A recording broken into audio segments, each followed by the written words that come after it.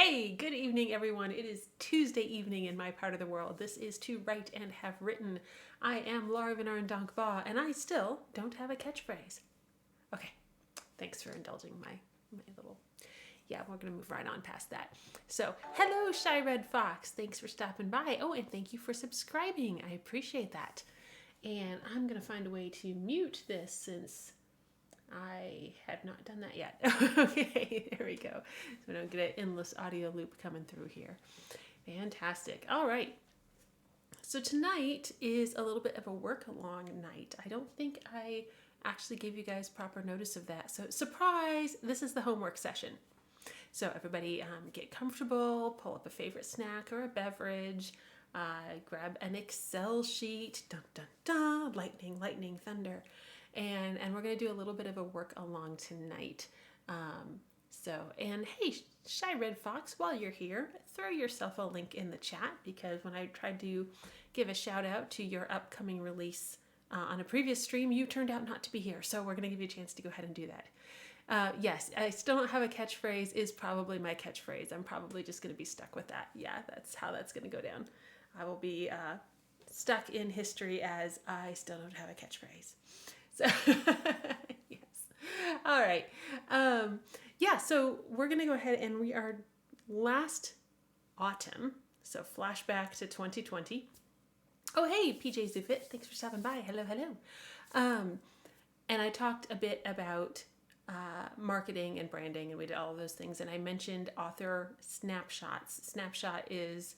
It's not just my word for it. I don't know that it's a very popular word for it, but it's one that I'm going to use. So I'm going to go ahead and describe that. So sorry. Yeah, I'm getting officially catchphrased in the chat. This is great. So a snapshot is just a way for me to know where I am at this time. I do them monthly. There are people who do them more frequently than that, which I think is just, anxiety in a jar, like waiting to, you don't do that to yourself. You don't need to drink that jar of anxiety. Don't do that. Because you're going to get fluctuations.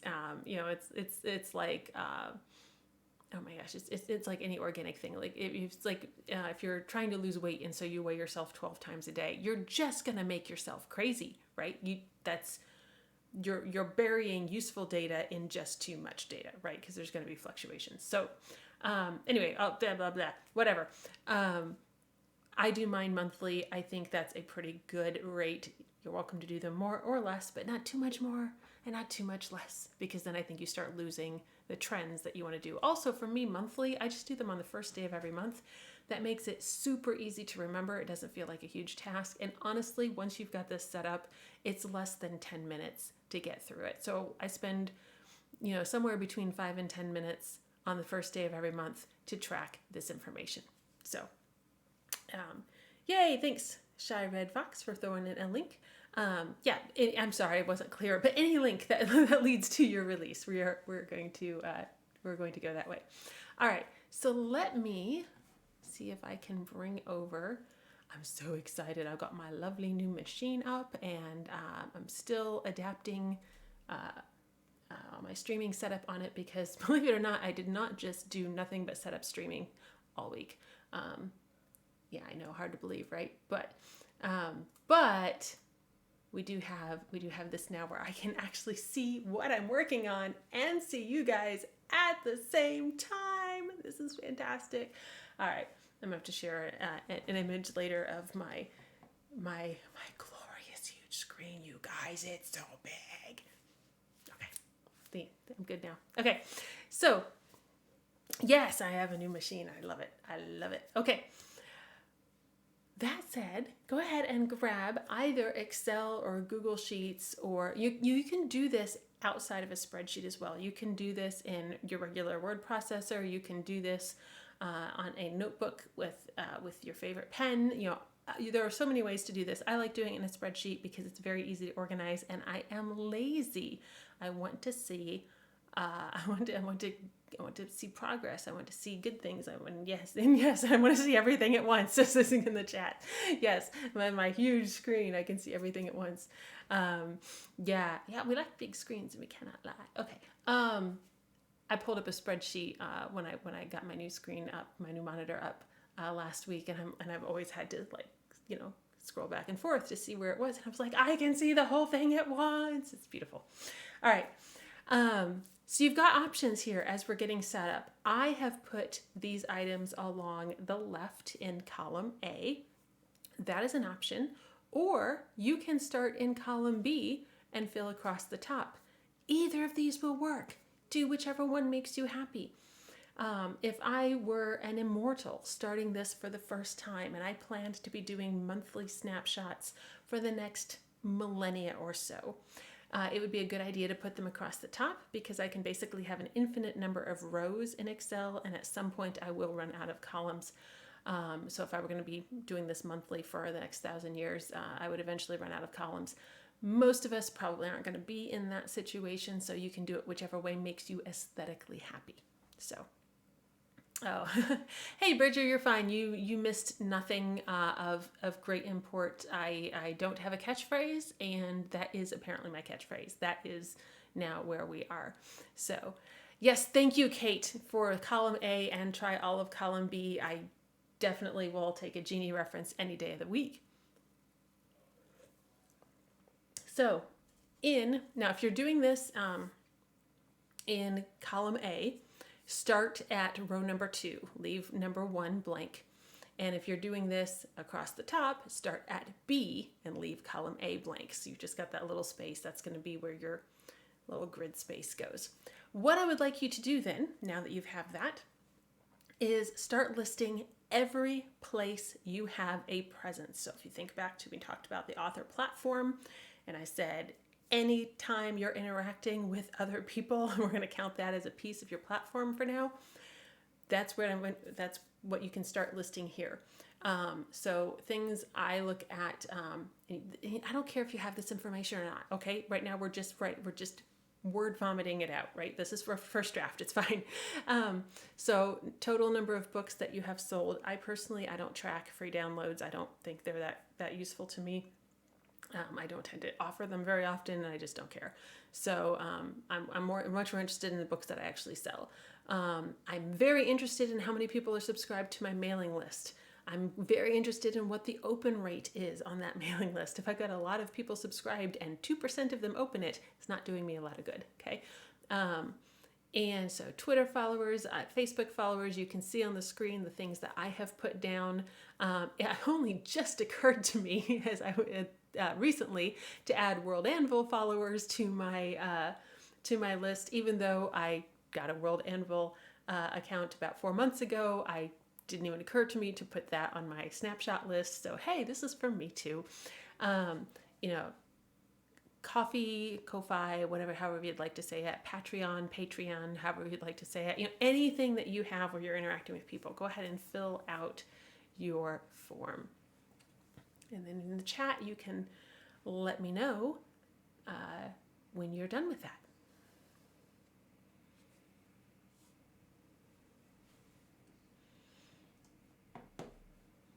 And at this point, if you're wondering, do I write this down or not? The answer is yes. Okay, we'll clean it up later. Right now, anything that you can think of, go ahead and put it in. Yes, World Anvil is very interactive, and we're doing the plant challenge right now, which is a lot of fun. And I've gotten a few comments on mine, which I appreciate. Thank you, Bridger. Yeah, I hear people say coffee, and I look at that and I'm like, there's no way that makes coffee in my head. I'm sorry. It could be Kofi. I'm fine with Kofi. That also I don't drink coffee, so like it doesn't even really. Yeah, everything. So, eating is good. Please eat. So I just don't want to move on too quickly if people are trying to write stuff down. I would like this to be an actual work with me, and even though I cheated by having a list to start, sorry. And so I'm not gonna rush ahead. I'd rather let people take their time and get this. Yeah, so I am well, I'm just going to talk while you're working. I am so overbooked right now. And, so I did my snapshot, my own snapshot. Yeah. Oh, great. Kate, thank you for putting, you see that I did one of these and then totally forgot about it. Yes, that's part of the reason this is coming back here is, we talked about this last autumn, but one, I know there's quite a lot of people who are catching this now who weren't with us when we did this. Oh, I think it was in August or September. So yeah, like why would you know this? And then two, yeah, remember the homework last time was just to make it, right? And then not to stress about it. So congratulations, you did it, you made it. That's all we needed. Now we're going to start doing this. And PJ Zufa asks about, I have abysmal rates on Patreon, tips for attracting peeps. I'm not even on Patreon, so I'm probably not the best person to ask. There's a good topic that I could grab a Learn With Me Patreon. So somebody who's been successful on Patreon to come and talk, because that might be a good subject to explore, and I am 100% not qualified to speak to it because I support other people on Patreon, but I do not have a Patreon myself. Oh, yes, Kate, if you would like to volunteer a person, I will always take it. Grace, I will attempt to make the screen share bigger. Let's see if I can do that. But ultimately, I don't really care if you are using my suggestions or not. Oh, yay, there we go. Because these are things that I'm on, and if you are not, if you're not on Pinterest, then it doesn't matter, right? And I'm only barely on Pinterest, which is going to come up here shortly. But again, so you're just writing down, if you have an account on Goodreads that you maintain, I'm not talking about stuff that if you haven't logged in the last 3 years, you're excused. Okay. That does not have to be on this list. But if it's something that you at least interact on, that's what I'm looking for to go into this list here. So I am active on Instagram. I'm not really that active on Pinterest. Okay. So those are things to be aware. Okay. Yeah. Just getting blank. Yeah. And again, this is something that if you are going about your day next Friday and you log into a website or you check a social media app or whatever, and you're like, oh, hey, that's not on my list. Great. Go at it at that time. Right. As much as I joke about this being homework, not actually in your living room grading. Okay. So these are just suggestions, things to look for here. So jumping back, Kate, if I've got, and I know a couple of people who do well on Patreon, but I will definitely take suggestions. So if you've got someone successful to recommend who might be willing to chat with me, please message me that contact information. That would be great. And I'm fine with, I might, ask a couple or 3 people to come in and turn it into a panel, and we can get all the information from, because a lot of times when you have people talking together, you get different things. So I've got my cranberry ginger ale tonight because I thought I was going to start the stream weeping again. I got some wonderful Indian food tonight, and you don't understand exactly how big a wimp I am about spicy foods. I'm a true coward, and but I'd eaten from this place before, and it had been good, but they had somebody different in the kitchen tonight, and so it's perfectly great, food. It's just a little spicier than I was anticipating, and I'm standing in my kitchen sweating and crying, and I'm like, okay, I guess I need some, guess who's out of milk? And so I made it though. I made it. I'm here. Okay. All right. And then one of my favorite tricks, as you can see, I've got, my text is spilling over into column B, and it's my own personal hang up. I know lots of people who can function perfectly well without this. But for me, once it starts spilling over, and if I start, let's say I'm typing here, I'm going to make up, I got 125 things. And so now that's, those are disappearing. Okay. This is just getting a mess.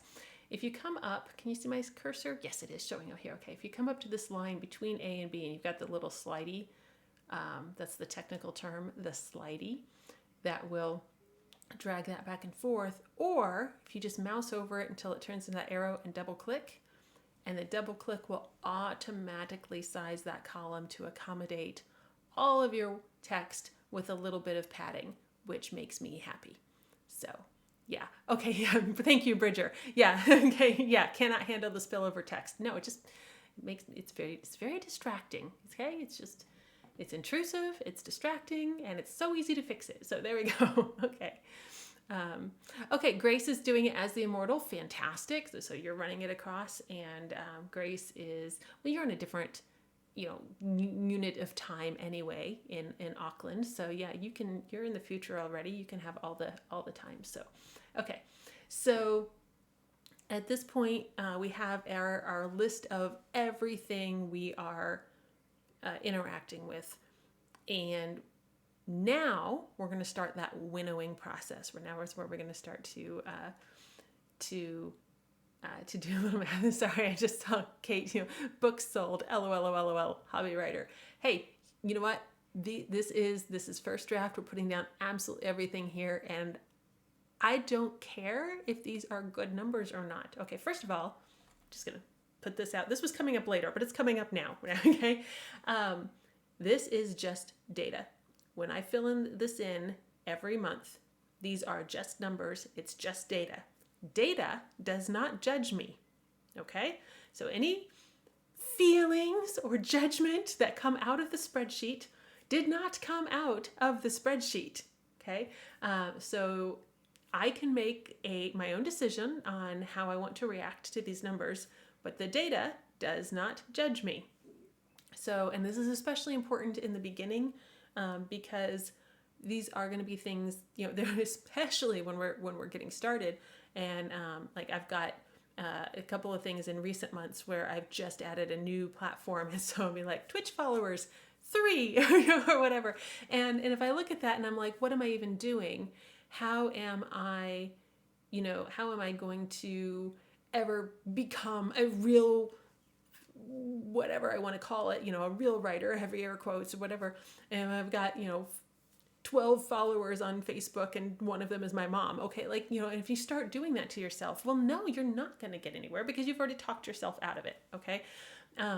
So yeah. Okay. Thank you. Awesome. No, this is great. The chat is awesome. So Grace is saying, I do not have any of this information at hand. Totally clueless. Right. Exactly. That's why we're doing this. I don't keep these numbers in my head. Why would I? Okay. And I love that PJ Zufit says, this is how I talk to my clients about collecting data from body measurements and weight. Yeah. Okay. But it's hard to take this advice in this area, marketing and platform. I know it's so much easier when we're coaching someone else and then I have to take my own advice. All right. So here, you don't have to take your own advice. You're going to take my advice. There we go. Yeah. Data does not judge me. Yes. I say this to my clients a lot. The data does not judge you. It's just a number that you wrote down, okay? You get to choose how much meaning it has. You get to choose how to react to it. Kate says, do I record my mom as half a subscriber or as 2? Your mom counts as 1, okay? So does your sister, so does anybody else that you're going to put in there. So, okay, yeah, I will release an MP3 of It's Just Data, and then we'll get a really cool remix of it, and yeah, it'll be great. Okay. There we go. Yes, word count is also just data, right? I get to choose how to react to it. Right now I'm celebrating it because it is Camp NaNoWriMo this month, in April, and right now I am on schedule. I am where I'm supposed to be. That's only because it's not yet midnight and I haven't done today's words yet, but I'm going to pretend that I have, or at least that I will. So, but as of last night, I'm caught up. So yay, on schedule. Yeah, right? Big deal. And if I'm not, it's just a number and then I can choose how to respond to it. So, all right, let's get back on task, which I, we're very freeform tonight, but we're 20 minutes in. I'm going to move to step 2. Okay. Step 2 now this is where I'm going to start. We're going to do a little bit of editing of this first draft that we have created, except for Grace's across the top. So things like email subscribers, this is really, really important. I talked about, why we want a direct way to contact our people in the platform. And it's not that I can't have any other great thing, but I need to have some way to contact them directly. So email subscribers and average open rate are things that I'm going to very definitely keep here. Twitter, I'm reasonably active on Twitter. Like it's not my strongest point, but I'm there, so I'm going to go ahead and keep that. Facebook, yeah, there. Goodreads, I'm really pretty lame about Goodreads. Like I don't cultivate a Goodreads presence very much, but I can keep it on there because it's just numbers, and I'll just know that those numbers are less important to me than maybe Facebook or Twitter might be. Okay, Pinterest, that's another one where technically I have an account, but I'm not doing a lot with it. So this is kind of thing where, okay, you know what, actually, and I'll just jump down here. Tumblr, I have a Tumblr account. I don't do anything related to my writing on Tumblr. Like I think it auto repost some things, but there's nothing I'm actively doing to promote things. So I could just delete that because I'm not trying to grow that. I'm not really interested in seeing how it works out for me because I have no interest in being there and making that work for me. So that's where I'm just going to delete that. So that's where you guys can start going through here and be like, okay, Instagram, I'm on Instagram nearly every day. So I'm going to keep that. Pinterest, I'm on Pinterest once or twice a month, and I'm not really trying to grow it. So I'm just going to delete that. Okay, so here's where you're just going to start going through that. And I'm going to check out the chat. Okay, so PJ is asking, how do I tell how many books I've sold? For this moment, don't worry about it. We're gonna fill in numbers later. I've set a poor example with my fake YouTube numbers here. So there we go. But oh, hey, great. Sharon Fox got it. The data does not judge you on clips. Fantastic. So once we start filling things in, we can go site hopping and actually start looking things up. And so how you're going to grab those numbers will depend on which numbers we're grabbing. It'll depend on what your platforms are, where you're retailing and that sort of thing. But yeah, so ultimately we will get that. And speaking of vanity metrics that we don't care about, we could become famous and buy some followers in the chat. Thanks, guys. No, don't care. Okay. Where are we? Oh, yeah. Thanks, Kate. Maybe if I had, Discord members, followers, I don't know, what do we call them on Discord? I could have people on my Discord, which I still keep talking about, but have technically opened, but I'm not actually promoting yet, which is why I completely forgot to put it in my snapshot. But that is a perfect example of something that needs to be in my snapshot. So thank you very much, Kate. This is why this is good for me to do this as well. So, here, I track how many hits my website will get, and this is great fun to see. It'll be pretty low in October, and it'll go up in November, and then in December it'll totally spike, and then it'll drop again in January. Okay, and you can watch that, and you just get to know the patterns after a while, which is another reason. Again, you don't doing this on a daily or weekly basis is just a way to make yourself crazy. Don't do it. But in every December, I do a blog tour for charity organized by Rhonda Parrish. And we raise funds for, there's an actual word for this. What am I saying? It is a food fund for families who need food for the holidays. There's a word for that, but that's what it is. Where's I going? Anyway, so I know that in December, during that charity event, I'm going to get an influx of hits to my website.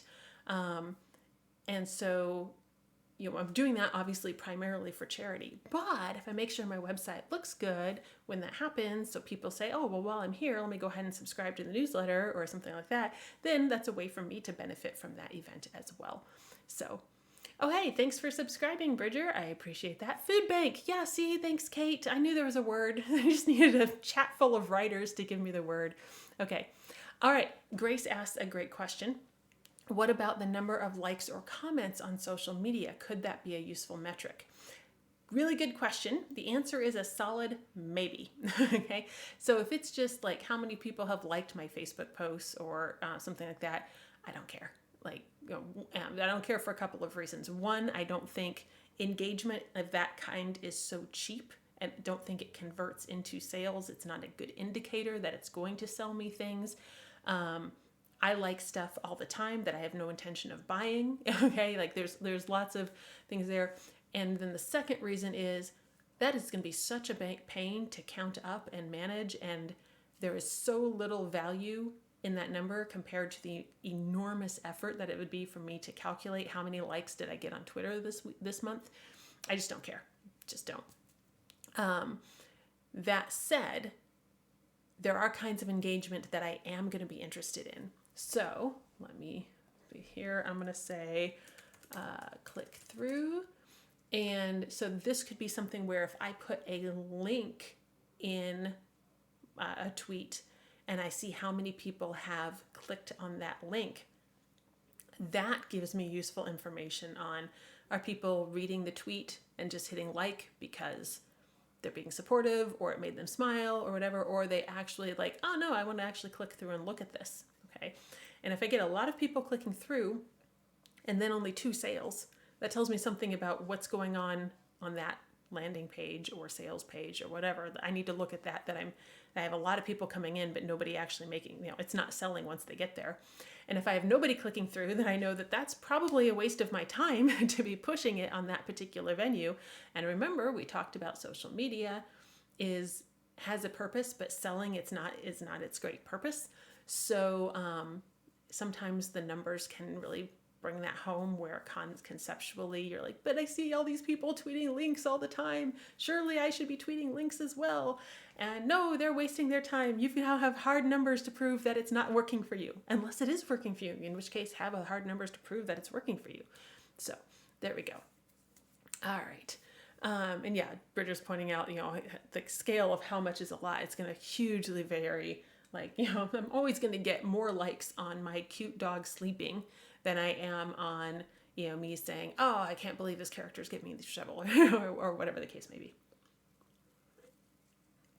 So, but I'm going to just detour for a second. If you have not found a way to track links, and there's several ways you can do this, but I'm going to recommend that you have something. I use Switchy because I was able to pick Switchy up for a fantastic deal. So Switchy is not a cheap solution, but I got it for cheap. So that's why I use Switchy, switchy.io. And it is, it's a link shortener, but it comes with all the analytics built in. So I can take this, VanArendonk.com/subscribe to the newsletter /nowplease.html.php, whatever. And I can put that into Switchy and it comes out LaraVAB/news or something like that. That's something that I can share on Twitter or in a Facebook video description or, whatever. And then I can log into my Switchy dashboard and see how many people clicked it from what source, et cetera, et cetera. So I can say, oh yeah, this is great. I should, make sure I definitely have this in my World Anvil, world descriptions. But absolutely nobody on Instagram is clicking it. So I should probably try something else there. Okay. And so you can get that information. And people in the chat are appreciating my cute dog. Yes, she is really cute and adorable. I know. It's a good thing too, because that's the only way she keeps my engagement up on Instagram. So, all right. So yeah, Switchy is one. Bit.ly, I'm sure you've seen bit.ly is one that's pretty popular. And it does have a free version, so you can go to town with that. If you're doing just book links, books to read, books, numeral 2read.com will make universal book links to retailers. They won't track anything to your website or whatever, but you can see how many people are clicking through when you tweet a sales link, how many people clicked on that link and how many of them went to Amazon and how many went to Barnes & Noble and how many went to, Kobo or whatever. So, oh, look, a new newsletter subscriber. It's your mom using a different email address this time. Oh, okay. Yes. All right. Sorry. This is great. So yeah, sorry guys, I'm talking a lot, but if you are progressed to the point where you are filling in numbers for these, great. That's the next step. I just was talking through there, but I just wanted to say that it is fine at this point to start making some judgment calls on which metrics are actually more important for you. And again, things like how many Twitter followers do you have? Those don't really indicate anything about, you know, how many books you're going to sell or something like that. So I track that, but that is not going to be something I care about in the way that I would care about my email subscribers or my open rate. Okay, so Twitter followers is a little bit more of a vanity metric. Big numbers make me feel good, but don't really mean anything. They just make me feel good. Email subscribers, open rate, that kind of thing, those are going to be numbers that actually are going to matter as far as turning your marketing around. So, okay, we're trying to figure out if a mother unsubscribed from a newsletter. That is, I am not qualified to deal with that level of drama on my thing. So there we go. Oh my gosh. All right. But Kate does agree that books to read is awesome. So that's great. And hey, you know what? There are newsletters. I'll just point this out since Shireen Fox asked if she opens a newsletter from both emails. There are a couple of newsletters I get on multiple email addresses, and I have guilt every time it comes like, should I unsubscribe from one? If I click to open from this one, but not from that one, I am affecting the metrics. So should I open from both? But then that's artificially inflating. It's. I saw a shirt yesterday. Somebody in one of my meetings had a shirt on that said, "Hold on, let me overthink this." And I'm like, can I have that shirt? That'd be great. All right. Okay. So if you have not started already, now we're going to go ahead and start filling in numbers. Don't even worry about how many books sold yet. That's the most complicated one. So we're going to skip it right now. Let's go with email subscribers. If you're using a mailing list service, such as I've talked about Sendy is what I use, or MailChimp or ConvertKit, or Aweber, pick whatever. There's a zillion of them out there. When you log into that and check your list, it should give you that subscriber number right up top. I look for the number of active subscribers. A lot of lists will list because they track who has unsubscribed as well, and which is good because it means then that email address does not accidentally get added in later. If you bring in a backup or something, you don't want to accidentally resubscribe somebody who had previously unsubscribed unless they resubscribe themselves. So, but if you just look at a total number of everything, including the unsubscribes, you might have 5,000 email addresses. But when you look at the number who is active, that might be 2,800. Okay, that's fine. Like, unsubscribing is fine. I would rather people unsubscribe than stay, and I have to pay to market to them, and they're never going to buy anything, right? So that's fine. But I need to know which number I'm looking at. So just make sure that you're looking at the active subscribers when you're checking what your subscriber number is.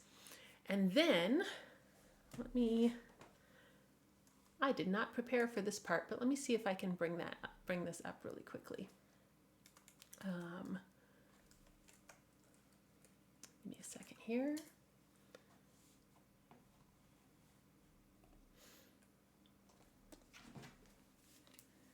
Hang on.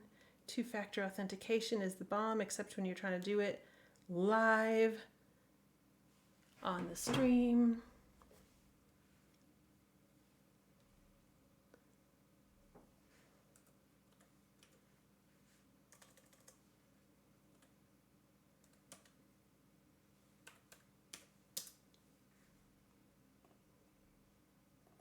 Why do you not like that? It was a perfectly good authentication number. Oh, here we go. Good. All right.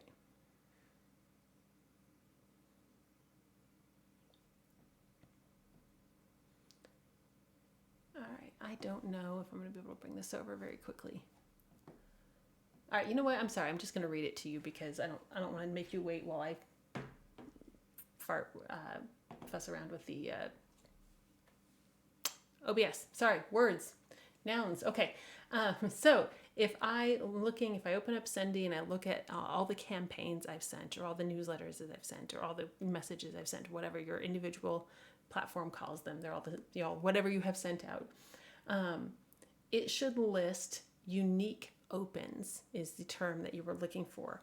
And that means if I send a newsletter and Kate opens it 3 times and Bridger opens it twice, and just to reread it, or because it was that good, or whatever it was, it's still going to count each of those as one open. It's not going to give me a number of 5. It's going to give me a number of 2, which is a more accurate representation, because 5 people didn't see it, 2 people saw it. Okay, so you're looking for, everybody's getting into this.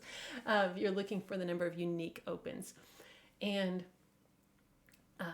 so I get both a number and then a percentage. So I'm going to look down here and say, okay, my last number of unique opens was 21.28%. That's a bit low, but I think I sent that yesterday, and it usually takes me 3 or 4 days to ramp up to everybody getting around to my newsletter. So it's not that surprising yet. If I had sent that a week ago, I would be worried, why is it that low? Because I know how this works, I've been tracking it, so I'm not scared when I see something a little bit. I can say, okay, yeah, I'm going to look at that in a couple of days and see where it is. The one before that I sent was 29.38%. Okay, that's a little bit better. And one before that I sent was 26.8%. But I also sent that like right about Christmas, so you expect a little bit of drop there. But again, I'm tracking, and then the one before that was 31.66%. So I'm looking at those numbers. I'm going to take the last 3 or 4, whatever you would like to do. Just be consistent about it. I'm going to average those, and that's what I'm going to put in as my open rate. Okay, Bridger asks, does it show you how often people open a newsletter? Not individual people. No. Okay. No, that's okay. I'm looking for, this is an aggregate number of how many individual people opened a newsletter. If you're asking, can I go into my list and look up what is Bridger's email address and how many times did this person open my newsletter individually in the last week, I don't think I can do that. There might be something somewhere that can do that, but honestly, I have no idea why anybody would want to do that. So if that's fueling, no, your social anxiety level can drift back down because that's not what anybody's seeing. Yeah. Okay. But honestly, if I did see that, I would just be really flattered. Like, oh yay, somebody wanted to read what I wrote. Okay. So anyway, that is, that's where I'm getting that number where it says email subscribers and then average open rate. I'm literally averaging them to get that open rate. And there will be variations, again, like anything else. This is not, you're dealing with organic beings here. There's going to be variation. And that's why I take an average of the last 3. And again, you can make up whatever numbers you like. I just like to do the last 3. Because there are going to be things where I sent this one really, really close to Christmas, and so people just weren't sitting on their email with nothing else to do. And I sent this one on a weekend, and I sent this one on a Monday, and whatever. So you're going to get a little variation. I'm looking for an average. Now, some people are really much better than I am about my newsletter goes out on Monday. It only goes out on Monday, and so I'm taking some of that fluctuation out of it. We're still going to have holidays and whatnot, but that's not how I do it. I send a newsletter when I want to. So yeah, there we go. And, okay. Yes, Kate, I can go in and see who does and does not open a newsletter. Now, honestly, I have more of a life than to go through my entire subscriber list and scroll through thousands of people and see who does and doesn't. Now, the only time that does come in, is I can filter a list. I can, and you should be able to do this on whatever email platform you're using, where I can go through and say, okay, pull out everybody who has not opened any email at all in 8 months, and it will pull that group out. And then I can send those people a sunset email, basically saying, hey, looks like, this hasn't been really your thing. Would you like to be unsubscribed, or would you like to stay? And if they don't answer, they get unsubscribed. If they do answer at that point, hey, you've responded to an email, boom, you're back in, I keep you. But especially for something like, again, Sendy, I love Sendy because it's so much cheaper for me to run a newsletter list on. But if you're paying one of the other major platforms like MailChimp or ConvertKit or Aweber or SendFox or any of those, where you're paying for every person you send to, having that dead wood on your email list is costing you money. And it's not only costing you money, the email goblins that live in the servers and do the things track how many of your messages get opened. And so if only, if you send 50 messages and 3 of them get opened, they look at that and they say, okay, email from this address is not valuable. Okay, it's probably promotional, it's probably spam, it's more likely to start getting filtered. And in some places it doesn't arrive at all. So that's when you start landing in spam filters and promotional things rather than inboxes and all of that. And it's because you've got, in great part because you've got that dead wood on your list. So filtering those people out is useful, and don't ever feel bad about, oh no, I'm cutting people off of my list and I guess nobody loves me. No, you are pruning. Okay, this is a good thing. Again, I would rather lose the people who are not my audience earlier than later. Okay, I want to filter them before I pay to market to them. I definitely want to filter them before they end up buying my book and realize this is something I hate and now I'm going to write a review about it. Okay, like half of marketing is getting rid of the people who are not your audience. The other half is getting the people who are. Okay, so anyway, that's a very long way of saying that's the only time that I ever would go through and see. And even then, I'm not scrolling through things. I just tell the software to do it for me. Hey, everybody who hasn't opened an email in 8 months, pull them out. Now send only those people this message asking if they want to stay on the list. So there we go. Okay.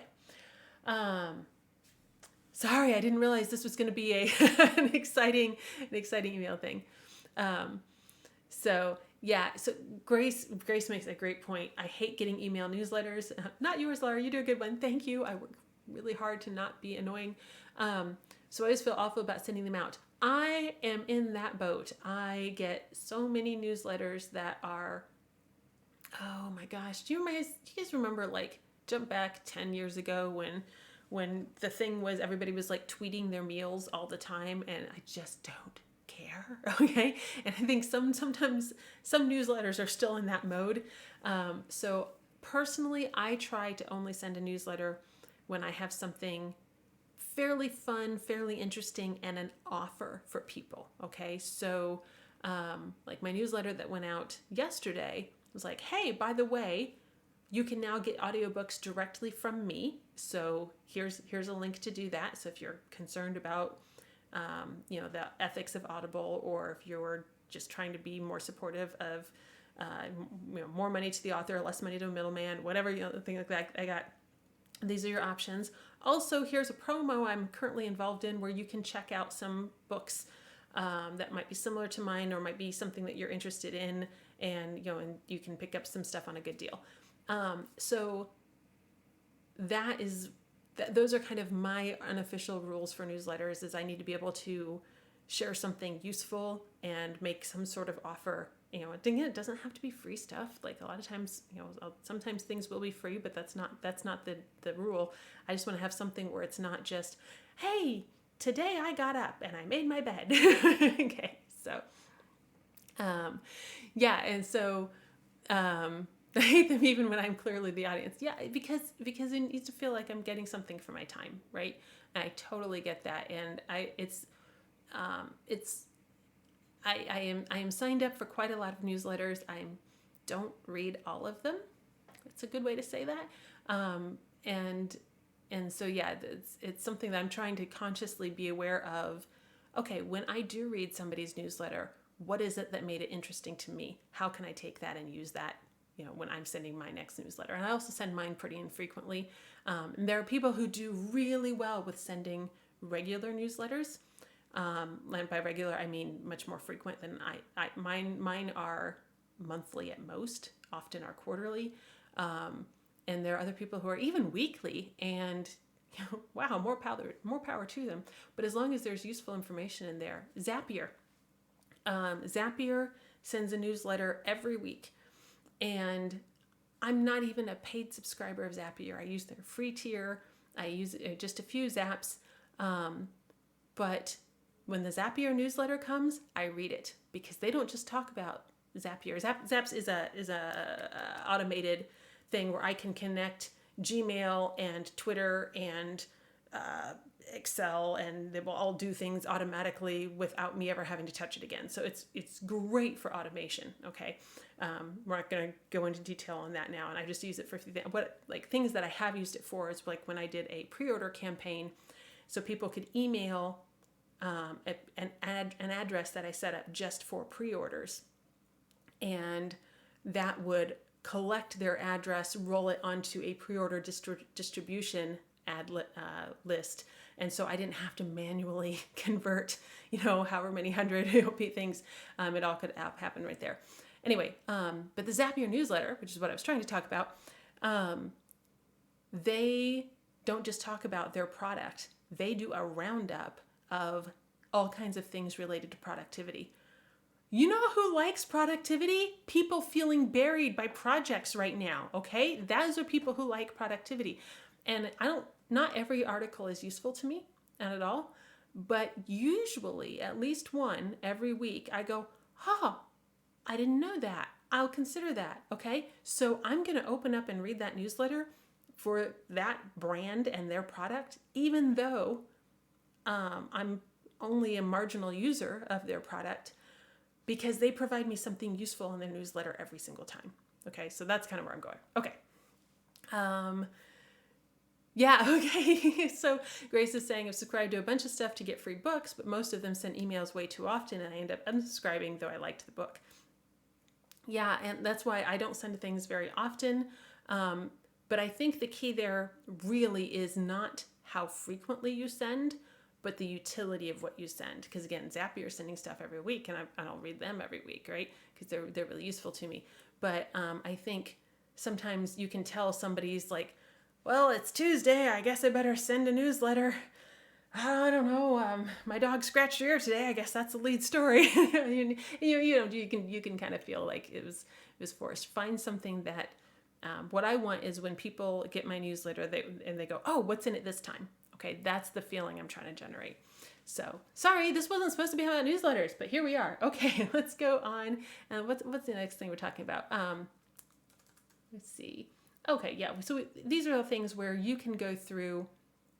For Facebook followers, what I mean by that's not my personal account. That's how many people have liked my author page. Okay, so I'm looking for, and Facebook terminology gets a little weird because every couple of years they redo everything. But I'm looking for the number of people who have actively clicked like on my page, not the number of people who follow it without liking it.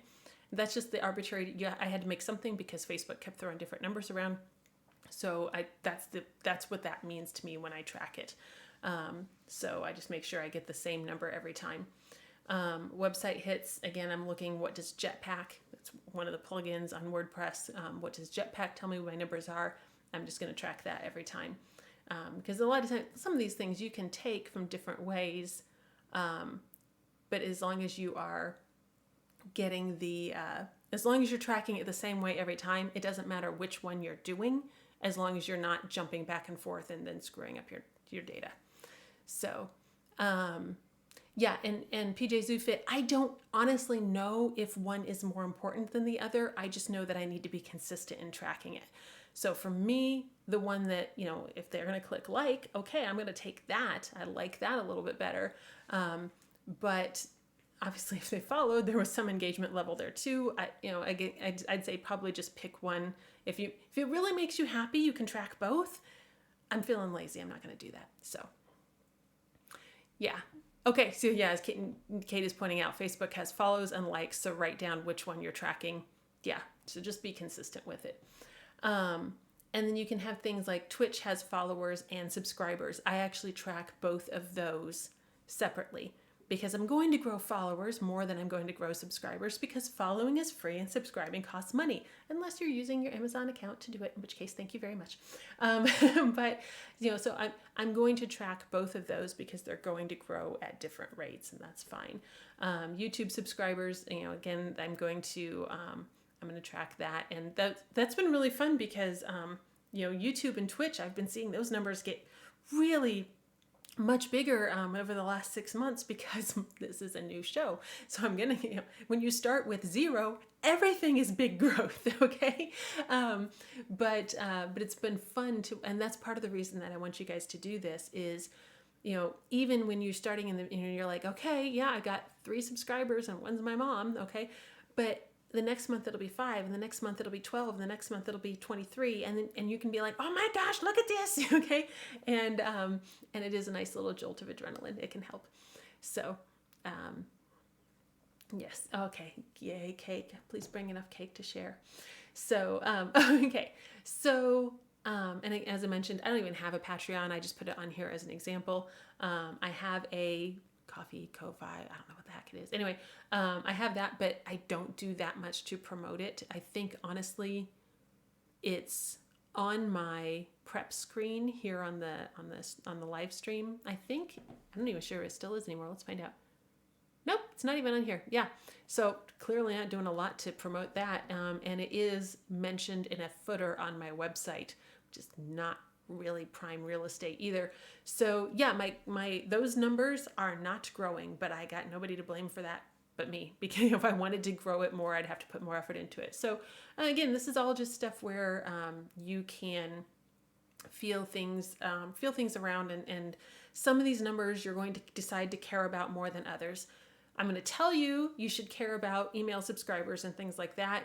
But then, like, if you're like me and you're like, I'm Pinterest and I'm not spending time there, I don't care if it's working or not, great, make that call. The only thing I'm going to tell you is you positively cannot care about all of this, okay? Like, them's the rules. You don't get to care about all of it because this is way too much to care about, okay? This is a lot of effort here. And if you're trying to stress about, I need my Twitter followers to go up and my Goodreads followers to go up and my Facebook followers to go up and my Instagram followers to go up and my YouTube subscribers to go up, at some point, you're going to set things on fire. And that's a reasonable response. And we're just not going to put you in that situation. So, hello, c'est moi. It's like I sticks you in your ear and makes dinner. Hey, that's great. I think that's a great plan. So, okay. Yes, Bridger, I am suggesting there is a natural limit of how many things you can stress about at once. More than that, I am suggesting there is a natural limit of how many things you should stress about it as much at once, and you should limit your opportunity to engage in that unproductive behavior. There we go. Okay. Yes, wanting to set things on fire is a totally reasonable response in that situation, which is why we're not putting you in that situation. But if you want to get in that situation to set something on fire, I do have a s'mores cookbook that I would like to sell you. So, okay. All right. Where are we going? Okay. So up here, sorry, probably should have done this like 20 minutes ago. This is, and you can see, Excel went ahead and made this a date for me.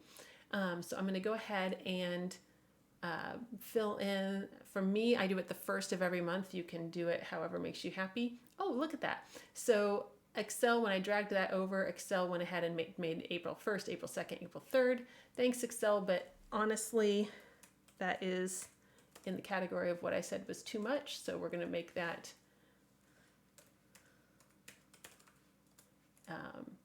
May 1st and June 1st. Okay, and then now,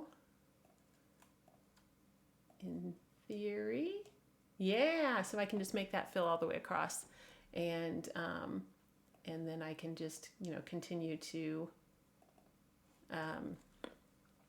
fill in my snapshots. So every month on the first of the month, or whatever date you pick, but for me it's the first because it's just easy to do, I just run down this list and I fill these in. It takes me, like I said, less than 10 minutes to do all of my numbers at this point, because all I'm doing is I'm opening Goodreads, copying a number, opening Facebook, copying a number. Opening Twitter, copying a number. Okay, those follower numbers are going to be on your profile in almost all of those cases. So it's going to be something that's going to be pretty quick. Oh my gosh, I know. Now my catchphrase is waiting to set things on fire is a reasonable response. Okay, I'm good with that. That's fair. I can go with that. So, what I am looking for is as I fill across this, I'm gesturing at my glorious big screen here. As I fill across this spreadsheet, variations from month to month are not going to be a big deal. Again, stuff is going to happen. That's fine. I have a guess, but I don't know. I lost 6 months worth of followers off my Facebook page. So I just noticed that when I did my my snapshot this month, I was like, okay, wow. And I don't put politics on my author page or anything. So what happened there? My guess is that, because I looked at that and I'm like, okay, what has changed? Well, I've been putting these videos when they render into the replay on YouTube, and then I'll go ahead and share them on that author page, which was a bit of a choice that I made. I was like, do I put them on there or not? Because that's my author page for readers of my books, and this is business of creativity for people who are creating, which is not exactly the same market. I wonder if that's going to be a mistake to put them on there. And then now I'm wondering, hey, was it a mistake to put that on there because I lost like a lot of people? So then I put a question on the page saying, okay, hey, those of you who are not professional writers who are just here for reading, do you want to see these videos or not? And surprisingly, all the responses I got, one said yes, and then the one remaining, I believe, just said, it's fine with me either way. So did I ask that question too late because I'd already lost people? And so the people who would have said no are no longer there? Possibly. I don't know. We'll never know because I don't have a time machine. But at this point, everybody who responded said, yes, keep the videos on. So I'm going to keep the videos on. But, that's the kind of thing where I can look at and I can say, okay, I saw a significant shift in numbers. What happened? And sometimes I can find what went wrong and, plug that leak. And sometimes I'm like, oh, well, actually, kind of everybody's up in arms about a particular thing, but I do feel strongly about it. So I'm going to keep, it's fine that, clearly those people weren't wholeheartedly into what I'm branding anyway. So that's filtering. So that's fine. Okay. So Samoa, thank you, is pointing out the Facebook had a data breach recently. Perhaps their user base shifted or they changed their algorithm to deal with that. So it might not be within your control. Excellent point, because when we talked about the author platform, and I said, remember how volatile social media is. That's why it's not a great platform. It's a really good point about they may have just done some number crunching and stuff happens. Like, you log into Amazon and 40% of your reviews are gone and you're like, what happened? Okay, well, they just did a purge of things in their review system. So all kinds of stuff. Anyway, but I noticed over the same period, I added like 300 or 400 people to my email list. So it wasn't that there was a max exodus away from me as a person or as a brand. It's that, okay, this platform is going, or this part of the platform is going this way, and this part of the platform is going that way. And so that's why I like having things where I can just kind of get a better view rather than noticing one number shift and go into panic mode when I maybe have no reason to be doing that. So anyway, so I'm looking for trends. I want to keep my average open rate pretty high. For me, it's sitting around 30%. I would like it to be higher than that, but honestly, I think officially industry average is like 18%. So I should feel pretty good about that 30%. I just would like to get it a little bit better, but I'm working on it. And I want to see email subscribers continuing to go up. That's one that's important to me. Website hits, that's great. I'd like to do that. But again, if Twitter follows fall off, I'm not really using that as a sales platform anyway. So, that's more of a vanity metric. Okay. So again, these are the things we've all talked about before, but now I'm just putting it in a picture or in a place where I can get that picture all at once. So here's your homework now. Because it's now 8 o'clock and I'm sorry, I really thought we were going to move through things more quickly. But I'm happy to talk the way we did, and just, take things as they come up. So that's totally fine. I got a lot of Tuesdays left. But whatever your task list is, whether that's the notebook with the to-do at the top, whether I use Todoist, which is an app that I love. I know Bridger's got another to-do list app that she's recommended before. Anyway, find whatever one day a month that you want to do your snapshot and put it on there as a repeating task. Again, for me at this point, it takes, once I've got all this built out, I do my entire snapshot in less than 10 minutes. Less than 10 minutes a month is a worthwhile investment to have this data and to see these trends. So that is fine. So there's your homework. You've got this. Hit save and then put it on your repeating, your bullet journal, your phone reminder, or whatever makes it happy, or whatever makes it happen is good. So questions, comments, funny stories, whatever, before we wrap.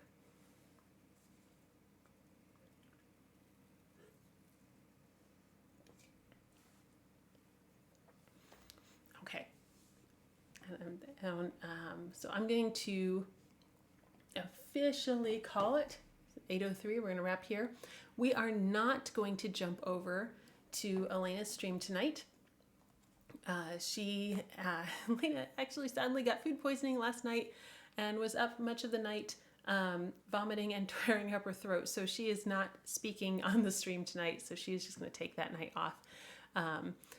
She's okay at this point, but yeah, she was like, I'm not talking if no one don't want to talk for an hour. So yeah, I think she's already feeling better. Thanks guys for your concern. But so it's like, just here's your horrible, sad, funny, terrible story. Because she and I were chatting last night and she was like, yeah, I'm gonna get a burger. And I'm like, oh man, I want a burger. But yeah, I ended up having, just short, irrelevant, points, but John had a time constraint. So instead of, ordering, and going out to pick up, cause we have to go out to pick stuff up because where we live, we didn't have time to go to the cool places that were going to take way too long to make stuff. So, we ended up driving through, I don't remember where we went, but, Elena did go ahead and order this beautiful gourmet burger, and she sent me a picture of it, and I was like, burger envy. And then she got sick of it, and I'm like, I tried to order from the same place, but it was going to take too long. So I just dodged that, and I feel a little bad because she got sick off of it. So, but yeah, she is feeling better. She just, her throat's kind of torn up, and she didn't want to try to talk for an hour. So yeah. Okay.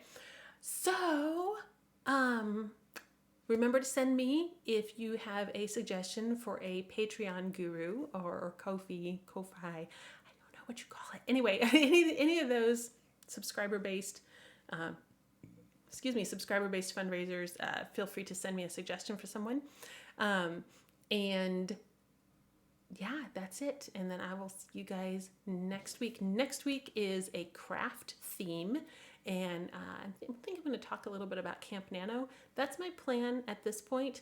By next week, we will be another 7 days into Camp Nano, and my feelings may have changed. I don't know. So we'll see. We'll see what mood I'm in when we hit next Tuesday, and I'm ready to go. So, oh yeah, Shy Red Fox. I was actually thinking that. She points out the World Anvil Sage Hall will be good for Patreon and Ko-fi gurus, and yeah, I was actually thinking of a couple of them because I'm in the Sage Hall, not monetizing in the way that they are, but I can definitely go and ask a few of those people. And then whoever Kate has to suggest would be great. And we'll see if we can set up a panel and pick some brains. That would be fantastic. So, okay, that is it, guys. Thank you very much for joining me, and I will see you next week. Have a fantastic evening, morning, whatever it is where you are. Yeah, just go be awesome. Okay, take care. Thanks, guys.